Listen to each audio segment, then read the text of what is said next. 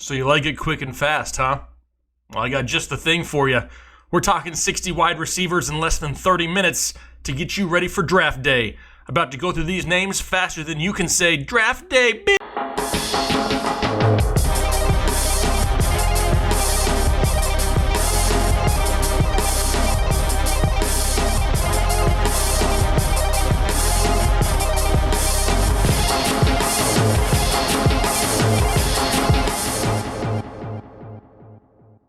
What's going on, Headliner Nation? Jake, Fantasy Headliners. Hopefully you're all doing well out there. Welcome back to the Draft.com studios. Today we're talking wide receivers, and we're talking about a lot of them in a little amount of time. I just did a video on running backs this way, and the comment section absolutely blew up, and so did the video. Everybody likes the quick commentaries. Let's get as many names out there with a quick take as we possibly can. That's what this show is all about, except today, talking wide receivers going all the way 1 through 60. So make sure you're paying attention because we're going to be going through them quick. After the video, head over to our website. Lots of other great information available over there for you to help you dominate your fantasy football leagues once again here in 2019. And don't forget, Draft Guide's on sale, $19.99. It's probably over 500 pages now with everything that we've added to it. A lot of great feedback. Go get yours today. If you buy a Draft Guide before September 4th, you're entered to win a little bit of Headliner swag and this autographed Marlon Mack jersey hanging over my shoulder. Don't miss out on your opportunity to do that. But for now, let's rapid fire, let it flow, some wide receivers. All right, here we go. Consensus ADP that I just pulled off of fantasyfootballcalculator.com here today. So these are not rankings. People, don't tell me to move them higher. If you want them higher on the list, go draft them earlier. That's the only way it's going to happen. So right now, current ADP, number 1 wide receiver coming off the board, DeAndre Hopkins, Houston Texans, and I really don't hate it. I've said that Hopkins and Adams are 1A and 1B for months now. I have nothing bad to say about DeAndre Hopkins. He's one of the best wide receivers in all of football. He's somewhat, quarterback proof. He's proven in the past that he was able to produce big numbers even without Deshaun Watson. And the wide receivers that surround him, Kiki QT, already hurt. Will Fuller, who's like constant hurt, he's always hurt every single year, kind of guarantees that Hopkins is always going to have that huge target share in this offense. Love DeAndre Hopkins. Number 2, Devontae Adams. Nothing bad to say about Adams. I do think he has a little bit more competition for targets on his team. However, this is going to be the favorite target of Aaron Rodgers. I have no issues with Devontae Adams. The touchdown upside could be absolutely huge. Would not surprise me to see him go 15-plus touchdowns here 2019. Number 3 is Julio Jones, and a lot of people hopping on the Atlanta offense bandwagon here. I mean, it's too good to be true for some of these things. You got the offensive coordinator back with Dirk Cutter, 13 games indoors.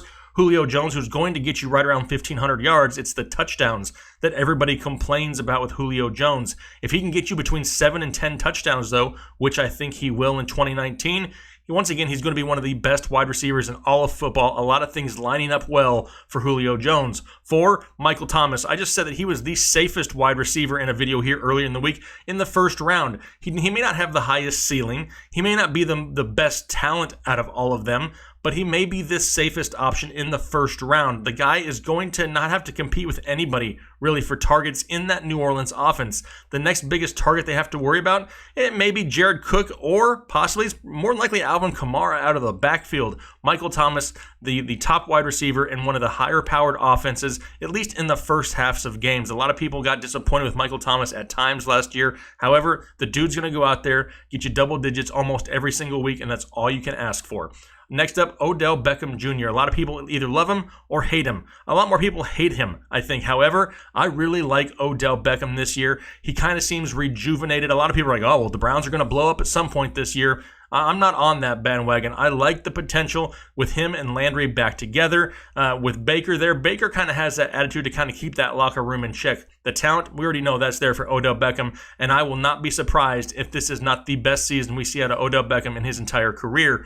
Next up, Tyreek Hill. What you saw from Tyreek Hill last year, you're probably going to see a lot more of it this year. There's not a whole lot that opposing defenses can really do to stop him. His speed is just something that they can't contain. They can't do anything with it. So if you liked what you saw with Tyreek Hill last year, which I'm sure you did because he was one of the best in football, then he's probably going to do some of the same again this year. Love Tyreek Hill at the spot. You can get him right there at the turn in the second round.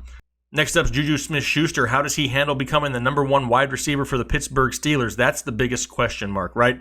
I mean, we know he has the talent. We know he has the opportunity. He was among the league leaders last year in targets, and he will be again this season. But to me, the part that really worries me about Juju is he needs some of the wide receivers opposite of him, the Dante Moncriefs, the James Washingtons. They need to command some defensive attention, because if they don't, Juju's going to see nothing but double teams, and it could slightly hurt him on a week-by-week basis. He's going to have big games. He's going to have huge games.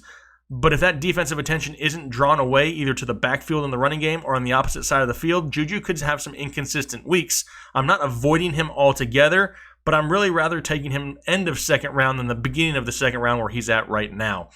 Next up is going to be Mike Evans, and I love Mike Evans this year. They're going to have to throw the ball a lot in Tampa Bay. There will be no resemblance of a running game. They have a below-average defense, a below-average offensive line, and Jameis Winston likes to turn the ball over at times. What does that mean? We could be seeing a lot of garbage points from Mike Evans. They could be throwing all 4 quarters, and yeah, it may not win football games in Tampa Bay. It may not be pretty for Tampa Bay fans, but as far as fantasy football goes, Mike Evans could have a huge year. The one concern, Chris Godwin, how much does he command? How many targets does he command in this offense? Does he start to take a huge step forward? That's entirely possible. However, Mike Evans is still the favorite target of Jameis Winston and is going to eat in 2019. Next up, Antonio Brown. I'm about done with Antonio Brown. I mean, the drama, I've talked about it before. I'm just kind of over it. I mean, look what's happened so far in the preseason. First, he's cryotherapying the skin off of his feet. Then the skin regrows magically, and then he's at practice, and then he doesn't like his helmet, and then he wants another helmet, and then, I mean, come on, I'm over it already. This is something that I could see all season long. Is he going to play? More than likely, yes, he's going to be out there, but you can already see the frustration with Mike Mayock and the GMs there in Oakland. I'm not touching Antonio Brown this year. You may get him at a great value. Maybe if he falls to the 3rd, 4th round. But I'm sick of the headaches. I'm sick of the worrying. Every single week could be his last week. I'm not on them Antonio Brown bandwagon here in 2019. Adam Thielen's up next, and I believe he's the safer of the 2 wide receivers in Minnesota. I mean, the targets are going to be there. Receptions will be there. Yardage will be there. Touchdowns, kind of where I'm a little bit concerned. I can kind of see Stephon Diggs taking up that big play role in this Minnesota offense. I know they're going to try to get Dalvin Cook going more. That could take away some opportunities from Adam Thielen. However, to me, Adam Thielen's going to fall the late 2nd, early 3rd. If he falls to the 3rd, even the end of the 2nd, it really depends on me. How big of a risk did you take beforehand? Did you already draft a couple guys with some risks? If so, Adam Thielen is probably a safe option for you. If you already went safe early in the draft, maybe you're looking for that guy with that huge boomer bust. To me, that's not Adam Thielen. He's more safety to me. So it really depends on how your draft is, but I do like Adam Thielen here this year. Keenan Allen up next, and I love Keenan Allen, but we need to pay attention here in the preseason. Let's make sure he's 100% going into the season, so wait as long as you possibly can. Doesn't sound like he's going to miss any time, but let's make sure we pay attention to that going into your draft. As long as he's healthy, though, he's one of the safer wide receivers there, back half 2nd, early 3rd. We know he's going to command a lot of targets in this offense. Going to be the favorite target of a Phillip Rivers led offense that may not have Melvin Gordon. They don't have Melvin Gordon. Maybe the run game struggles and they have to throw it more. No more Tyrell Williams. Mike Williams is there, but that could add a few targets towards Keenan Allen. Absolutely love the potential upside. Love the PPR upside. Just a little bit worried. Let's make sure he's 100% going into the season. T.Y. Hilton up next, and I have no issues with T.Y. Hilton. My issue is, what is the health of Andrew Luck? I mean, he's not practicing again this week. Does he, miss time? Is this something that lingers throughout the season? Is it something that gets re-aggravated early? And then T.Y. Hilton has to worry about not only other people in this offense that can catch the football, like Paris Campbell, Devin Funchess. Who am I kidding? Devin Funchess isn't going to catch any footballs, but he's going to be there and involved. We already know about the 2 tight ends with Jack Motherfucking Doyle, and then you also got Eric Ebron. If the health of Andrew Luck is not 100%, I think T.Y. Hilton takes a small hit. I'd like to see him fall a little bit later in my drafts just because I'm unsure about Andrew Luck. Next up, Amari Cooper dealing with the plantar fasciitis. Now, is he 100% by the start of the season? More than likely, yes, playing for a contract. Love the potential. Another one of these things with if Zeke doesn't report, they're going to have to throw the ball more in Dallas. Who benefits? Amari Cooper, Michael Gallup, stuff like that. Really depends on the reporting of Zeke. However, you can also say that if Zeke does report, that draws more defenders into the box, more one-on-one coverage for Amari Cooper. Either way, as long as he's 100% healthy, I don't have any issues with Cooper this season. Next up, Stephon Diggs. Kind of mentioned him a little bit earlier when we talked to Adam Thielen. I really like the upside of Stephon Diggs this year. I think that he can really outperform his ADP. The big play ability is leaning that direction towards Diggs in Minnesota. He's definitely somebody that I'm focusing on getting. You may actually get him right around the 4th round in some drafts, which is great value. Next up, Julian Edelman, and to me, I think it actually benefits him with Josh Gordon coming back. I think that now he can kind of return to that role that we've seen him in for years in New England with Tom Brady, the safety valve. He's going to be out there with that ability for 10 catches a week, possibly. He has that type of upside anyway.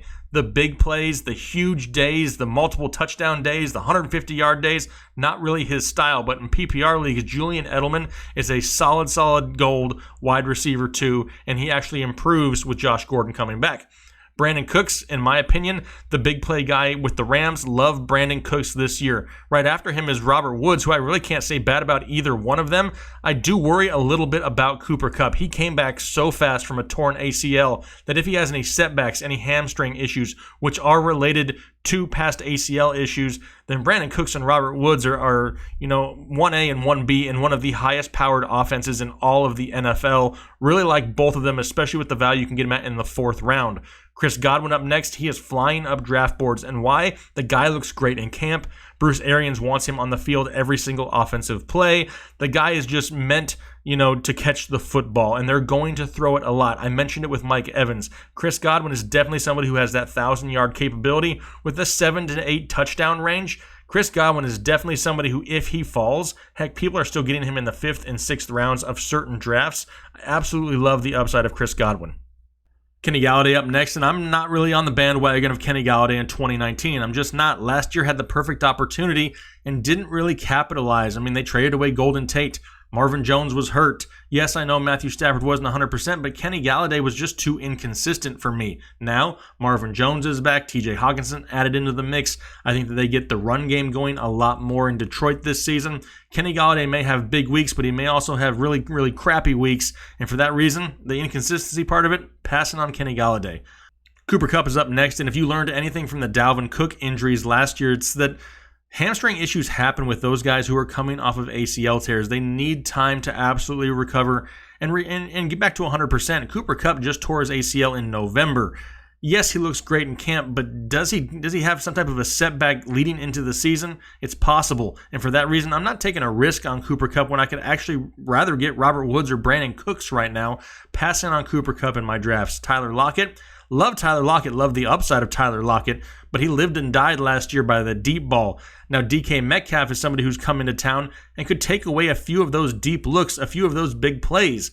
And if a few of those big plays aren't there for Tyler Lockett, he's not as valuable as he was last year. I still think he has decent low-end wide receiver 2 value. However, personally, I'd rather him be my number 3 option on my roster. AJ Green, not touching AJ Green for nothing. With the ligament damage there in his ankle, this is something where he may not be 100% until right around week 6, 7, or 8. In my opinion, that's too long to have a wide receiver just sitting on my bench, not being able to help me whatsoever.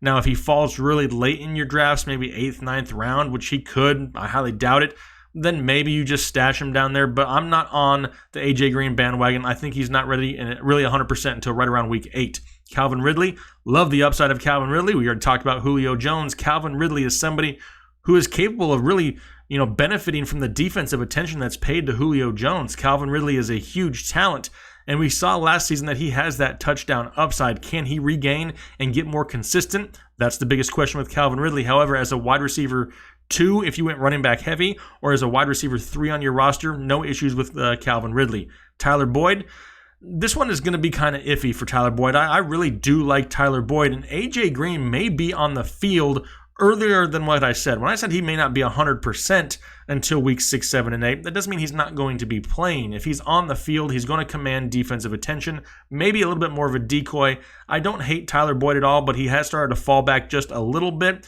Really depends on the health of AJ Green. However, don't forget Tyler Boyd last season when he didn't produce as well without AJ Green.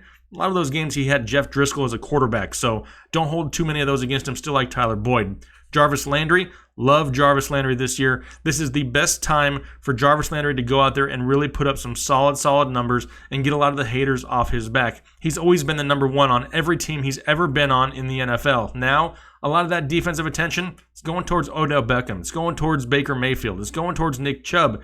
Jarvis Landry is going to see more one-on-one coverage this year than he ever has, and I really like his PPR upside. DJ Moore is iffy for me. I don't have anything wrong with DJ Moore, but it's Cam Newton that I don't really trust. How many hits does he take? Does he take off running early and re-injure the shoulder, re-aggravate the shoulder? This is something I'm pretty worried about, especially being in Carolina.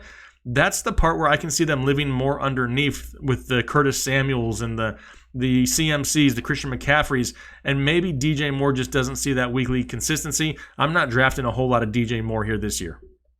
Mike Williams up next, and I absolutely love Mike Williams. He's one of my breakout wide receivers here for 2019. The upside for this kid is going to be huge. No more Tyrell Williams. He's going to assume that number 2 role. If Keenan Allen misses any time, he'll move into that number 1 slot. He's capable of making big plays. He's consistent, and he's going to be in an offense that's going to have to throw if Melvin Gordon doesn't report like we talked about earlier. Love Mike Williams. Alshon Jeffrey, totally passing on Alshon Jeffrey in 2019. I'm really not that interested. There's too many other weapons there. I mean, they just drafted J.J. Arcega-Whiteside. They have Nelson Aguilar. They brought in Deshaun Jackson. We know about the 2 tight ends with Ertz and Goddard. I mean, there's too many other options there that Alshon Jeffrey's consistency is not going to be something, to benefit your team. All it's going to cause you to do is have headaches and more gray hair. I'm avoiding Alshon Jeffrey. I think he's great for the Eagles' offense, just not for fantasy purposes. Robbie Anderson of the Jets up next. My only concern with him is he big play dependent. Does he see enough volume on a weekly basis to give you a safe floor to where you can start him weekly? And the answer to that is probably no. So it really depends where you can get him. If you can get him as your number 3 or 4 and you can play him based off of matchups, like Robbie Anderson a lot more. Just don't know if he's that PPR solid option there. He may just be one of these guys who, is reliant on that deep 50-yard touchdown on a weekly basis. Christian Kirk. I love Christian Kirk this year. I mean, news is coming out now that Hakeem Butler may be put on the IR. Christian Kirk is going to eat in this offense. This air raid offense is fit perfectly for Christian Kirk to have a big season. He's had another year, to mentor under Larry Fitzgerald. This is an offense that's going to have to throw the ball a lot. He's got great speed. He returns kicks. I mean, a lot of upside for Christian Kirk. Allen Robinson up next, and he may be one of the biggest bounce-back players here for 2019 for me. I really like Allen Robinson this year. He's another year removed from his torn ACL. He's healthy. Second year in this offense, another year with Mitch Trubisky. Allen Robinson has put up huge numbers in the past, and I can see him doing it again here this year, and you're getting him in almost the 7th round. Love Allen Robinson. Will Fuller, no thanks. I'm passing. He's not healthy enough for me. Yes, the upside is there. The touchdown upside is there anytime he plays. The problem is he just doesn't play enough for me to have to, wonder if I should start him or not. I'm going to pass on Will Fuller. Curtis Samuel, somebody who I really like too. I mentioned him with DJ Moore. I think he really benefits Cam Newton. He helps him, get another target underneath. Get the ball in his hands in space and let him do something with it. The guy has elite speed, and there may be times where the offensive line doesn't hold up enough and Cam's forced to get rid of the ball quickly. Curtis Samuel could be the guy that benefits from that. Love Curtis Samuel. Dante Pettis starting to fade down draft board, starting to fade down my list also. I mean, he's kind of disappearing at camp in times, and he's surrounded by a lot of other great young talent. Jalen Hurd is another young name there. Deebo Samuel. We already know that Marquise Goodwin is back. There's last I checked, 61 running backs on the roster. Dante Pettis is going to have some competitions, for targets this year. It's not just going to be the Dante Pettis show like it was end of last season, and he didn't quite take a step forward as of yet. He's somebody to keep an eye on, but not somebody that I'm counting on.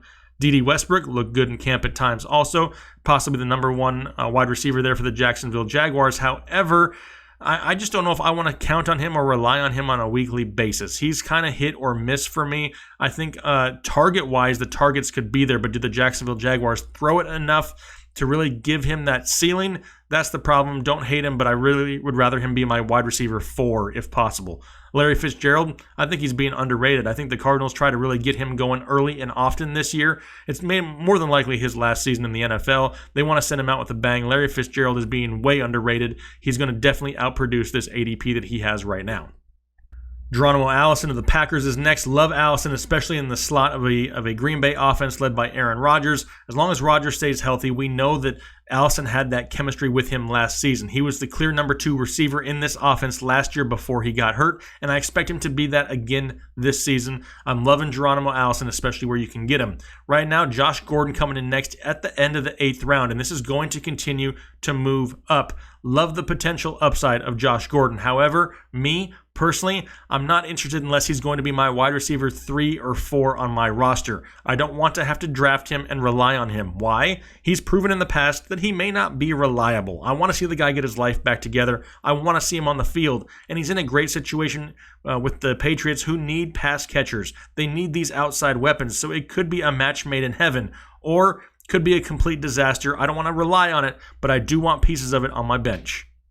Sammy Watkins up next, and I do like Sammy Watkins as the number 2 in Kansas City. Yes, there's some injury risk there, but at this point, kind of similar like I said with Josh Gordon, more than likely going to be your wide receiver 3 or 4, but could potentially have a piece of one of the best offenses in all of football with the Kansas City Chiefs. He knows that he's going to see volume on the outside. We know that Travis Kelce and Tyreek Hill are going to be options 1 and 2. However, Sammy Watkins could benefit from that, that one-on-one coverage at times, and they're going to throw the ball a lot in Kansas City. I like Sammy Watkins if he can start off on my bench because I think the upside is there. Sterling Shepard up next, and I do like Sterling Shepard, especially for where you can draft him as long as he comes into the season healthy, which it sounds like he will. Healing from a broken thumb.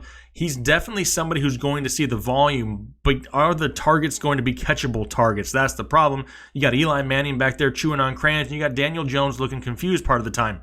I don't know if he sees catchable balls all year long, but the volume is going to be there, and I'm willing to take a chance on him because more than likely he's starting off on your bench anyway, and you're not going to find too many wide receivers down this list at this point that can see over 100 targets. Shepard is one of them. Target him here right around the 8th or 9th round. MVS up next, Marquez Valdez-Scantling of the Packers, and I still like Allison more than MVS. The reason that MVS started off so hot is because this kid is talented, and Aaron Rodgers is throwing him the ball, so that doesn't hurt. However, the reason that he started to fade out last year is because he started to miss the signals of Aaron Rodgers, and if that's the case, Rodgers gets pissed. And with the chemistry already there with Geronimo Allison, to me, I'd rather have Adams and Allison over MVS. I won't be drafting too many shares of Marquez Valdez-Scantling. Marvin Jones, I think he's way underrated right now, and he's being way underdrafted. In the 9th round, Marvin Jones is somebody who last year had 5 touchdowns in 9 games, and just a few years ago was a wide receiver 1 in standard leagues. Not PPR, but the upside is there. The deep ball, the big playability is there for Marvin Jones, and Matthew Stafford has proven to look for him on those balls at times. Love Marvin Jones. I think he's being drafted way late and is a huge value. Corey Davis is up next, and I'm not touching any part of this pass-catching offense for the Titans. Corey Davis couldn't go out there and produce solid, consistent numbers when he was the only option. Now there's Adam Humphries and A.J. Brown and Delaney Walker coming back. I don't trust Marcus Mariota to be able to supply these guys. Love the talent. I mean, heck, I have an autographed Corey Davis jersey sitting over here, and I can't even display it because I'm embarrassed to do it. But Corey Davis is an elite talent. Just don't like Marcus Mariota. DK Metcalf just had a minor knee surgery, saying that he should be good to go for the season. I think he's going to be very, very big play dependent. I think he's going to be one of those guys that either goes out there and scores you 25 fantasy points, or he's one of these guys that goes out there and scores you 2 fantasy points, at least to start the season. And that part worries me a little bit. I don't mind taking a flyer on him late if he's like my wide receiver 4, but for that to happen, more than likely he's going to have to fall in the draft. Like the upside, like the potential, like the future of DK Metcalf, but the start of 2019 worries me. Next up, back-to-back Denver Broncos receivers with Sanders and Sutton. I actually like Sanders a little bit more. I think that he's a little bit undervalued right now. Yes, he's a little bit older. Yes, he's coming off of a torn Achilles, but he looks great in camp, and he's definitely somebody who we've seen put up solid numbers before. Courtland Sutton, to me, is going to be big play touchdown dependent. He may go out there and get the deep ball, win the 50-50 ball for you, but I just don't see him bringing in enough catches, enough receptions to really be a solid weekly option for you. I think Sanders is the safer bet, in my opinion, there for the Denver Broncos. James Washington up next. Right now, I mean, he's in a battle to be the wide receiver 3 for Pittsburgh. Kind of sounds like Dante Moncrief is going to be the number 2, but James Washington has that flash at times that shows you that this kid could be something special at some point in his career. Right now, though, I'd rather have Dante Moncrief than I would James Washington. Deshaun Jackson, another one of these guys who's a great, great value pick, still in the 10th round for a wide receiver that could go out there and be the number one target in Philadelphia. He could have the best quarterback he's ever had in his career with Carson Wentz. He still has elite speed, and I just broke him down in a video not that long ago about great late round value, so go check that out if you want anything more in depth. Dante Moncrief, this is where he comes in actually after James Washington. I mean, a lot of people think Dante Moncrief is some old, decrepit wide receiver. Dude is still only 25 years old. Yes, he's had some injury concerns in the past, but this is the best situation he may have ever been in his career, and he could really put up some solid numbers in an offense that just lost 160-plus targets. I like Dante Moncrief. N'Keal Harry here, and he's going to start falling down the list because of the addition of Josh Gordon, but in the long run, this may be good for N'Keal Harry. He's not going to be forced to be somebody that's heavily relied upon early in the season. They'll be able to bring him along slowly. He's, in my opinion, somebody that you can stash at the end of your bench at the end of drafts, but I'm not going to go out there and openly seek him in drafts. He may go out there and get a big touchdown play, and people are going to rush to the waiver wire and sign him or want to trade for him, but it's not going to be something that's going to be consistent in this offense. However, in the future, going forward, N'Keal Harry in a Patriots offense could be very scary.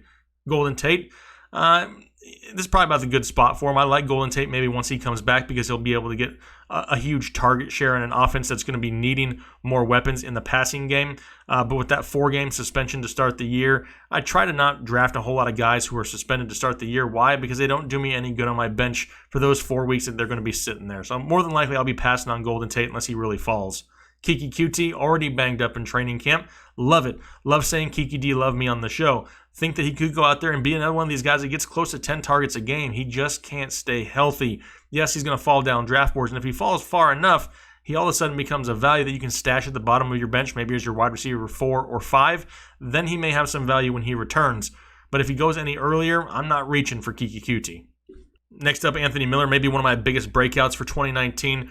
Really like what the position that he's going to be in Chicago. I like the Matt Nagy offense. He has another year with Mitch Trubisky, and Anthony Miller wasn't 100% healthy last season. This kid has elite talent, and you can get him, back half of your drafts. I'm trying to draft as much Anthony Miller as possible.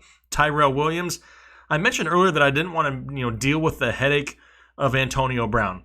Well, if Antonio Brown has any relapses in, sanity, Tyrell Williams is all of a sudden going to get a huge target share, and the guy has the talent and the ability to put up some big numbers. He's just never really had it in the past. He's kind of been big play dependent in the past. If anything happens to Antonio Brown, Tyrell Williams is going to get a huge bump.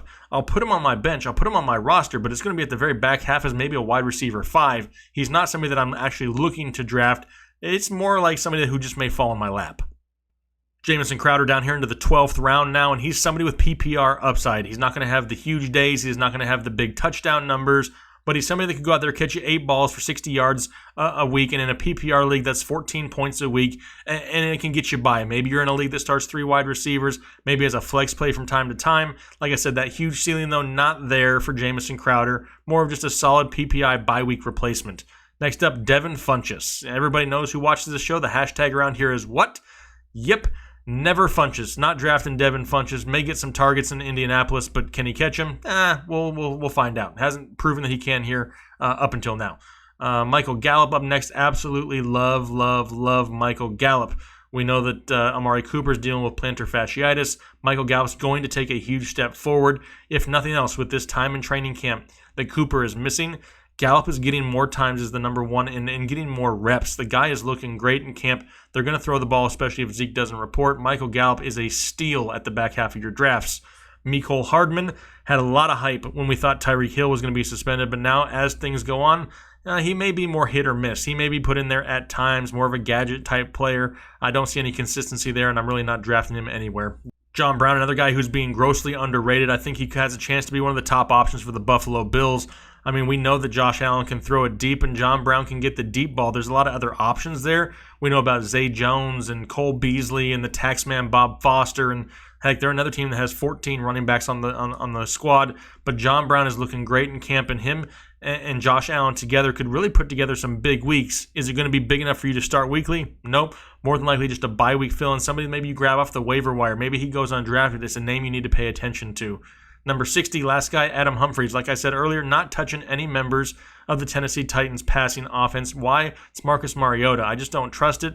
They've already come out and said he has a short leash. It could be a very long season in Tennessee, and they may rely on running the ball a lot more than a lot of people think. Whew. All right, well, now that I'm out of breath and we've gone through 60 wide receivers as fast as humanly possible, hopefully that was able to get you guys through to draft day. It's right around the corner. Some of the biggest drafts are coming up, and we're doing a live stream Saturday morning. Don't know the time yet, so make sure you follow us on social media at FNTSY Headliners on Twitter, and look us up on Facebook, Instagram, the community tab here on YouTube. I'm going to be answering live questions Saturday morning. I'll announce the time soon. Maybe your draft is on Saturday.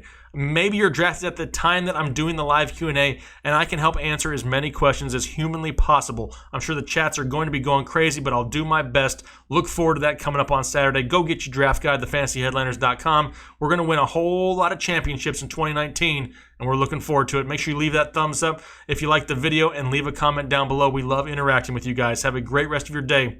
Talk to you later.